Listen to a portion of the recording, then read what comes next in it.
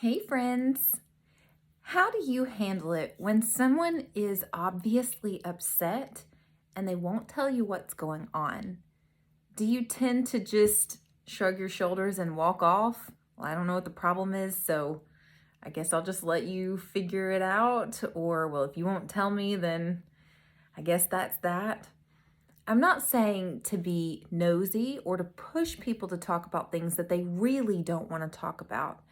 But I want to address the fact that many times when people are truly upset or overwhelmed, they don't know how to tell you what they're feeling, or they don't feel like you care, or they don't feel like their feelings matter.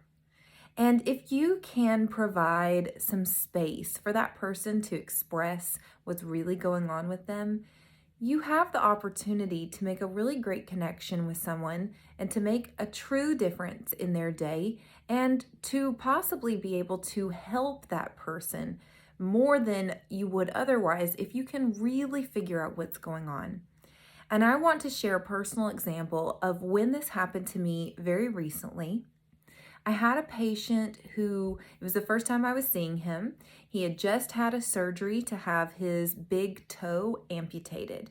And without getting into a lot of details from the physical therapy side of things, one of my biggest jobs is to make sure that the patient understands what we call his weight bearing status, which means how much weight is he allowed to put on his foot.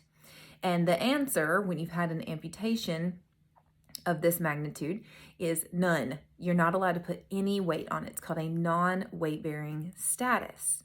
So when I got to his home and I was doing my evaluation, I noticed certain things like he's pretty young. He's in his mid to late 40s.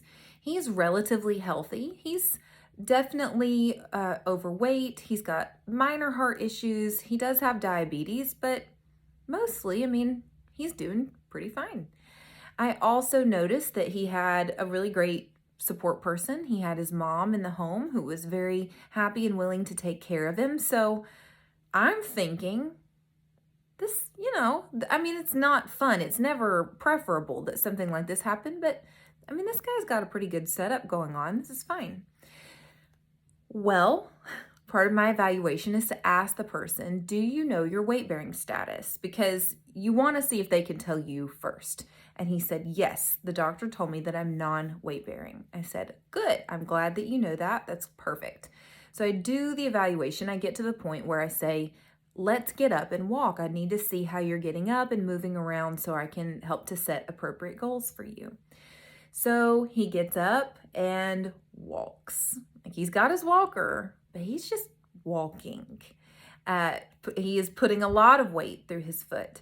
And in my mind, I thought, well, he said that he knew that his status was non-weight bearing. So he's just not complying with it. He's just kind of deciding, they told me this, but I'm just going to do what I want. And I do have a lot of patients that feel that way, whatever the doctor said is not really that important. I'm just going to do what I want to do.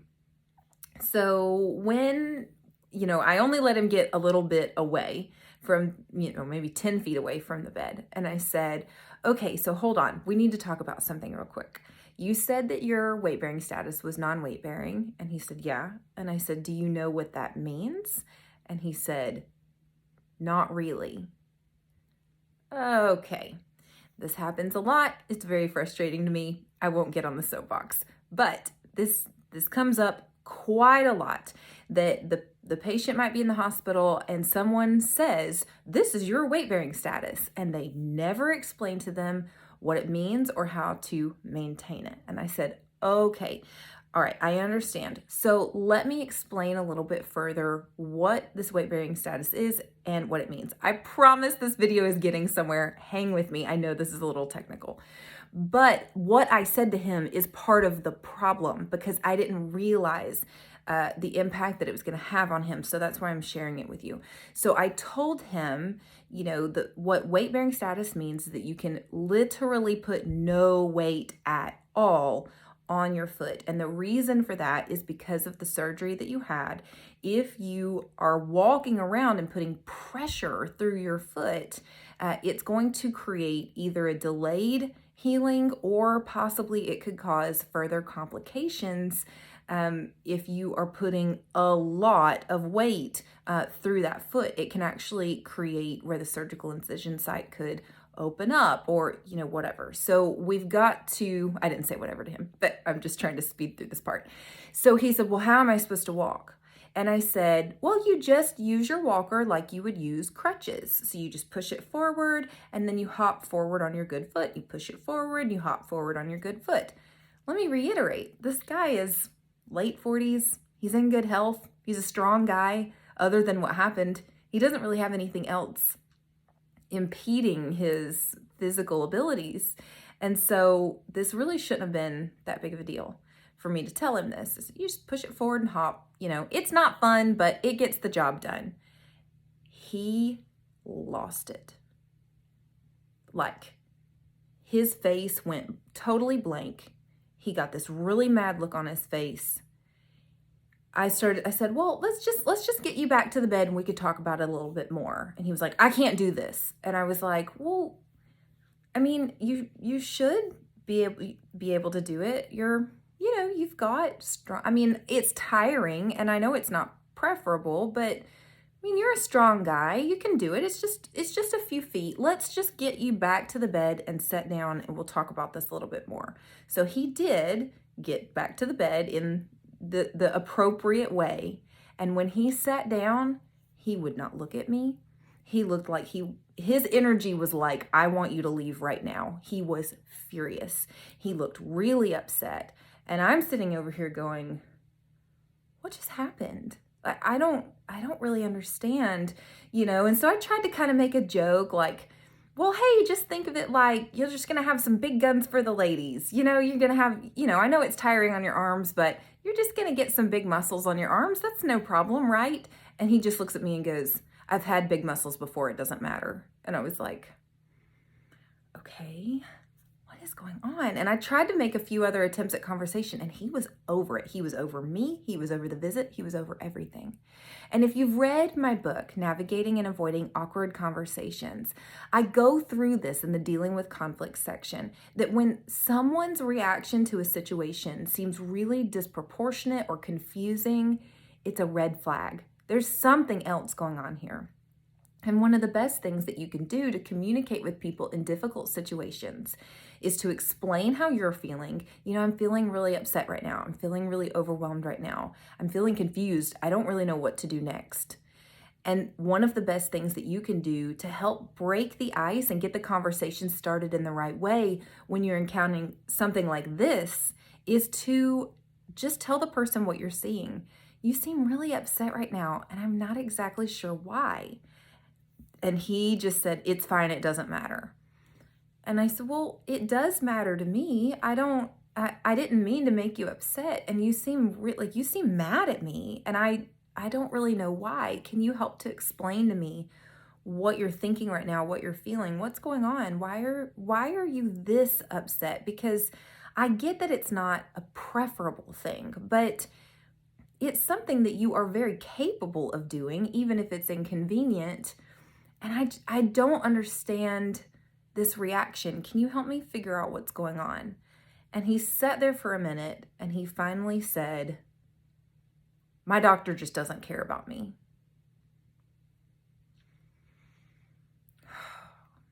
I hear that a lot. I hear that a lot in my job. And he said, he dropped the ball.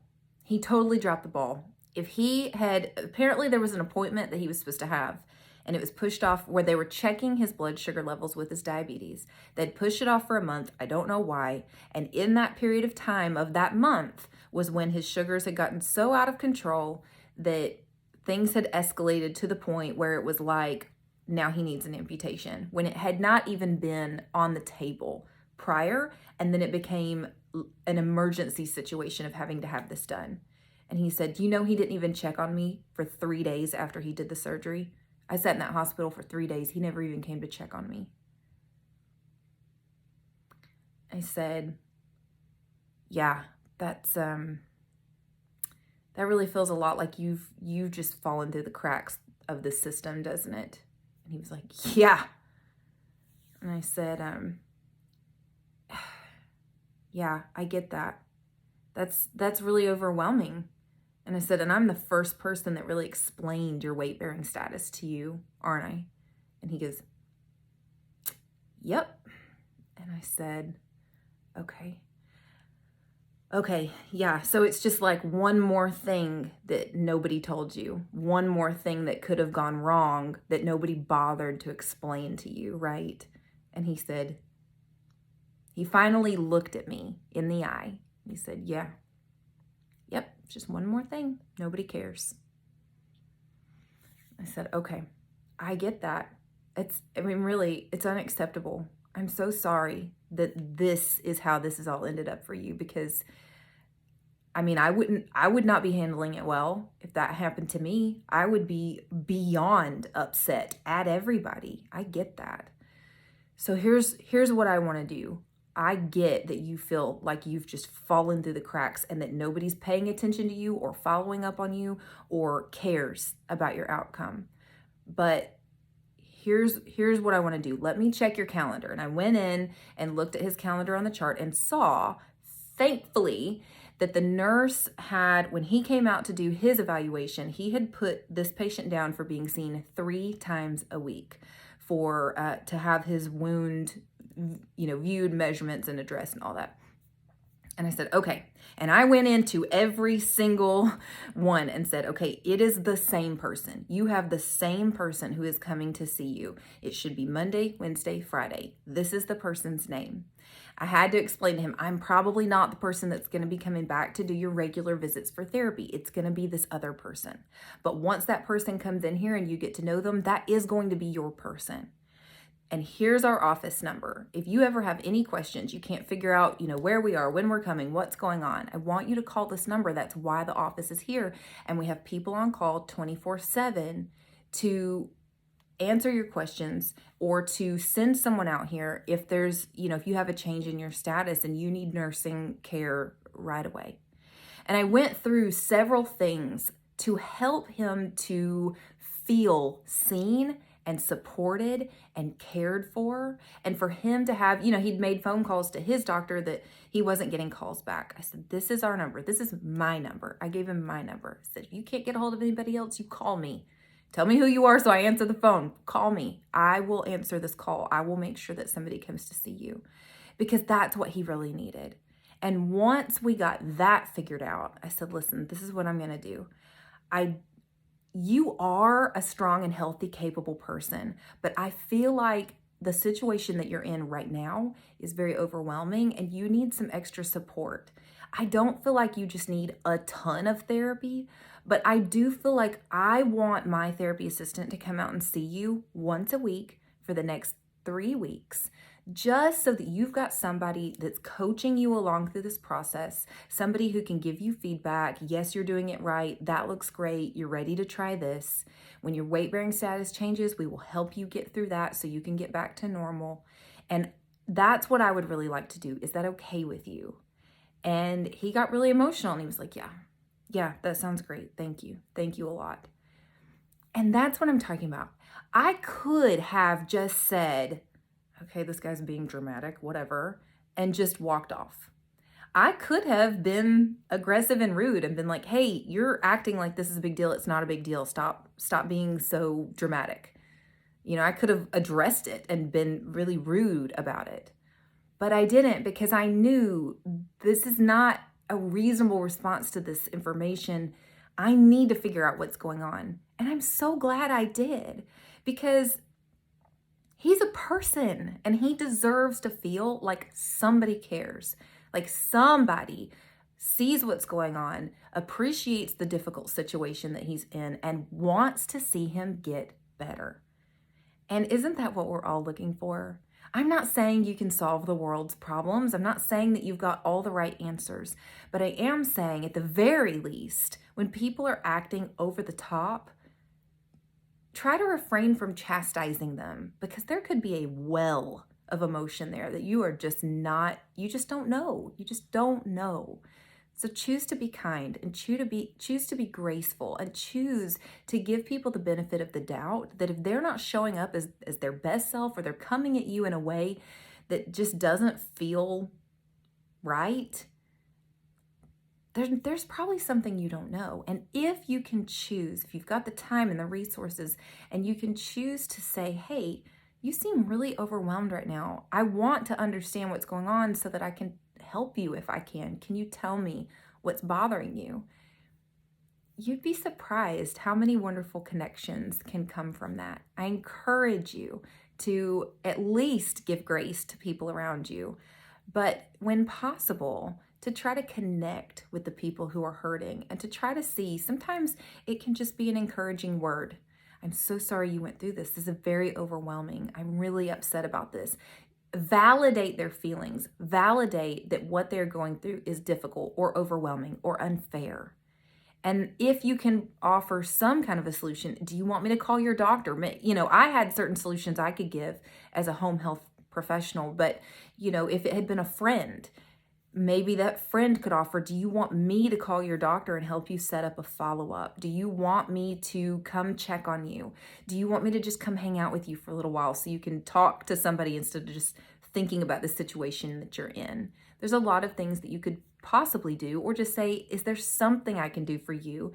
And if the person says no, they at least know that somebody cared, and they at least know that somebody tried. And you can say, well, if you think of anything, please call me because I want to help. I want to be here for you. I don't know what I can do, but I'm willing. Just let me know.